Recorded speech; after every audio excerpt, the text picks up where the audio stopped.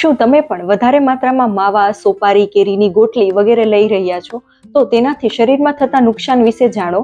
સોપારી, માવા, કેરીની ગોટલી, જાંબુ, કાચા જમરૂખ આ બધી જ વસ્તુઓમાં તુરો રસ રહેલો છે.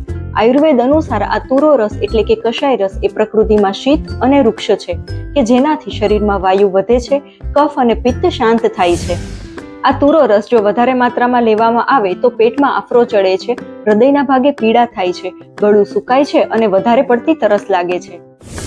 તુરા રસના વધારે સેવનથી શરીર દુબળું પાતળું બને છે, શરીરનો વર્ણ શ્યામ થવા માંડે છે. તુરો રસ શરીરના મળ, મૂત્ર અને અપાન વાયુને અટકાવે છે અને શરીરમાં જકડાહટ ઊભી કરે છે. વધારે માત્રામાં તુરો રસ લેવાથી વાયુ વધીને ઘણીવાર પક્ષાઘાત એટલે કે પેરાલિસિસ, બેલ્સ પાલ્સી વગેરે જેવા રોગો પણ ઉત્પન્ન કરી શકે છે. માટે તુરા રસવાળી વસ્તુનો ઉપયોગ હંમેશા માત્રાપૂર્વક કરવો જોઈએ. તમારા ધ્યાનમાં એવું કોઈ વ્યક્તિ હોય કે જે વધારે માત્રામાં માવા, સોપારી, કેરીની ગોટલી વગેરે લેતા હોય તો એમને આ રીલ જરૂર શેર કરજો.